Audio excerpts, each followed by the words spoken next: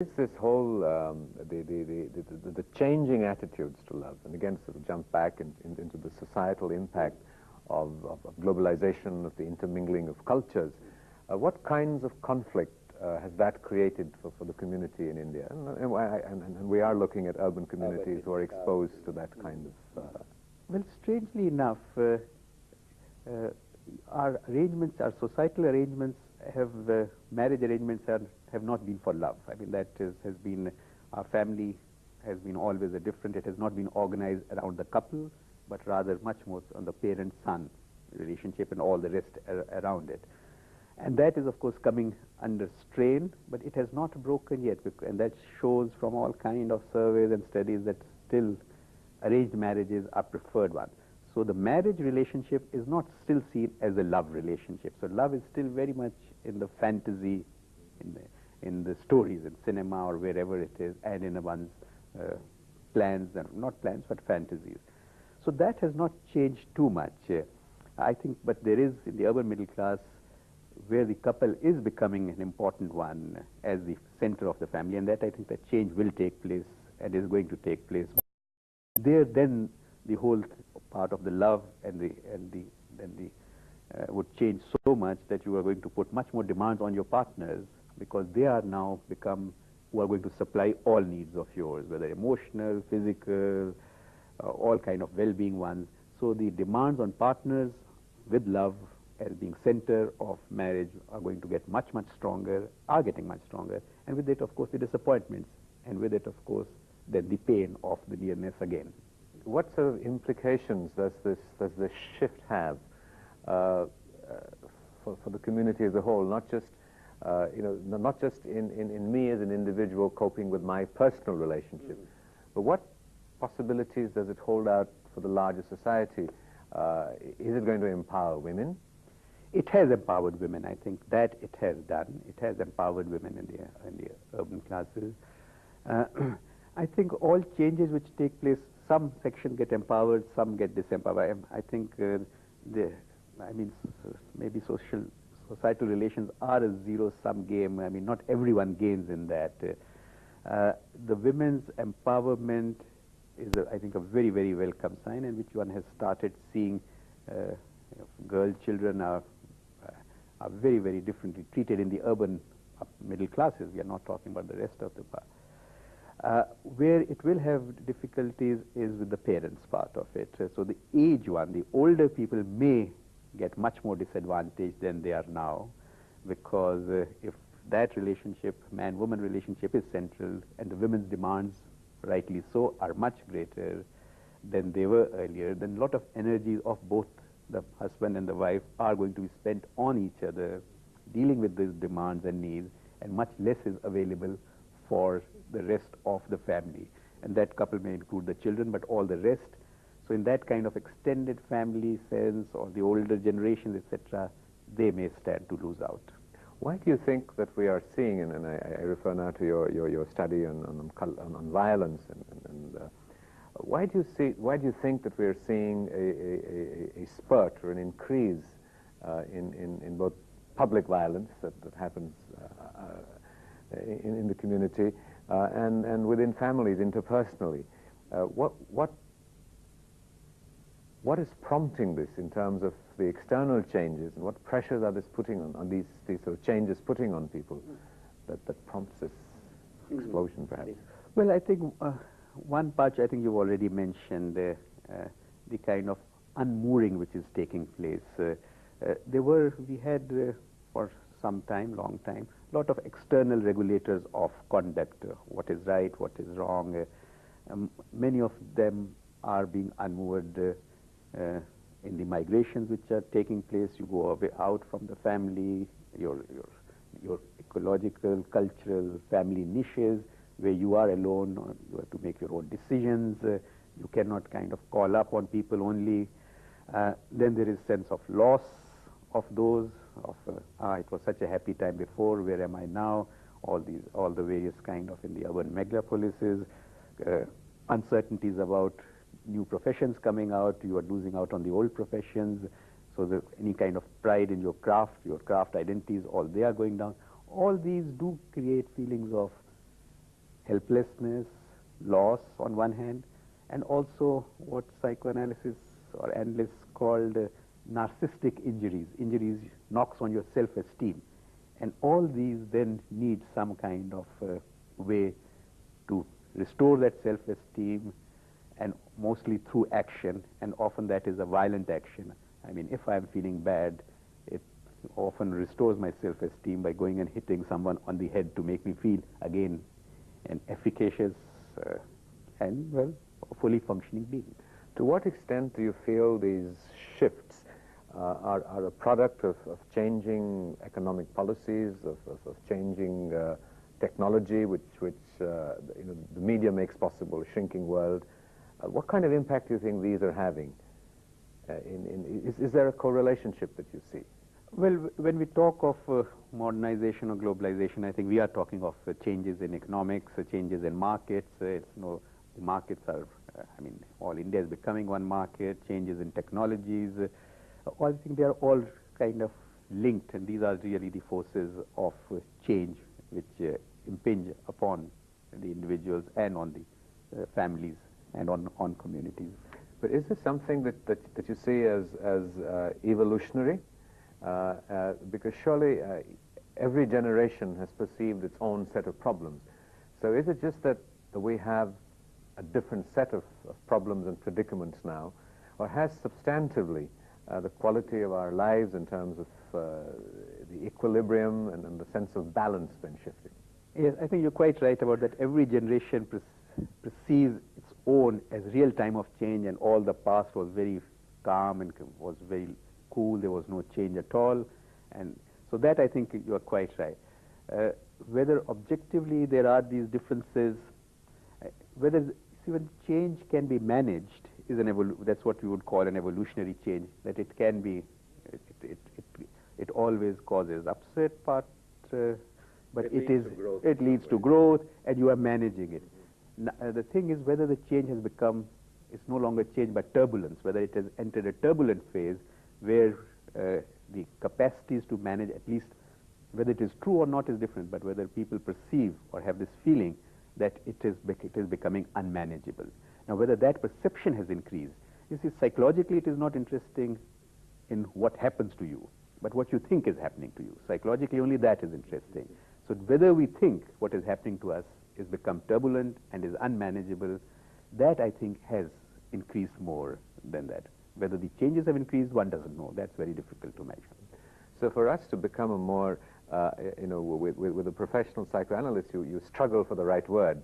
One is tempted to say, well, for us to be happier, do you feel that the individual still has the capacity to achieve that, or should we be looking at governments to change economic policies that facilitate integration of the family, because that is an important value?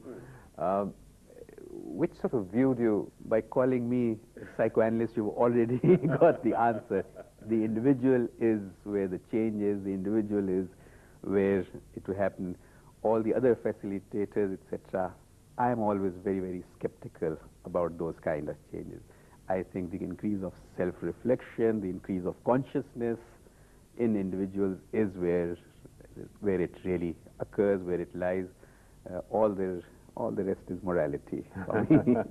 To what extent do you believe in sort of like the Buddhist notion that we all really suffer from ignorance, that the inherent wisdom is there, and it's just that our consciousness is clouded by veils of ignorance, and all that is needed is for the ignorance to lift, and natural wisdom will flower? Well, this is very much where psychoanalysis has picked up from the Buddhist notion. This is exactly what the psychoanalytic notion is, how to remove the veils of ignorance.